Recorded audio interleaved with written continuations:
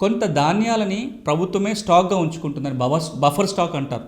అంటే ఫ్యూచర్ అవసరాల కోసం ఇబ్బంది లేకుండా ఒకవేళ కరువు వచ్చినా సరే కొన్నేళ్ల పాటు దేశంలో ఉన్న ప్రజలందరికీ సరిపోని ఆహార ధాన్యాలు ఇవ్వటం కోసం కొంత బఫర్ స్టాక్ను ఉంచుకోవటం జరుగుతుంది. అట్లా బఫర్ స్టాక్ ఉంచుకోవటం కోసం కూడా ఈ కొనుగోలు చేస్తారు. ఈ విధంగా ప్రభుత్వమే కొనుగోలు చేయటం కోసం ఒక చట్టాన్ని చేశారు. అది 1964లో వచ్చిన చట్టం.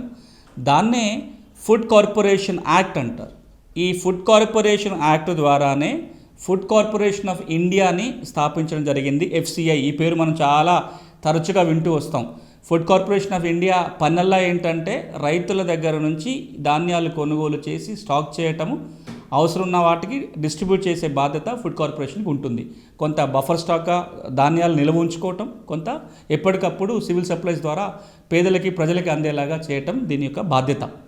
ఇట్లా కొనుగోలు చేసినప్పుడు కూడా దానికి ఒక ప్రొక్యూర్మెంట్ ప్రైస్ని నిర్ణయం చేయడం జరుగుతుంది. అంటే ఫుడ్ కార్పొరేషన్ ఆఫ్ ఇండియా ఏ ధరకి కొనుగోలు చేస్తుందో ఆ ధర కూడా ఫుడ్ కార్పొరేషన్ ఆఫ్ ఇండియా నిర్ణయం చేసుకుంటుంది. దాన్ని ప్రొక్యూర్మెంట్ ప్రైస్ అంటారు. ఈ ప్రొక్యూర్మెంట్ ప్రైస్ ఎప్పుడు కూడా MSP లేదా అంతకంటే ఎక్కువే ఉంటుంది. సో ఈ ఫుడ్ కార్పొరేషన్ కొనుగోలు చేయడం ద్వారా కూడా మార్కెట్లో రైతుకి రావాల్సినంత ధర రావటం కోసం ఫుడ్ కార్పొరేషన్ కూడా ఆ విధంగా పనిచేయటం జరుగుతుంది. అందుకోసం ఉన్న చట్టమే ఫుడ్ కార్పొరేషన్ చట్టం 1964లో వచ్చిన చట్టం.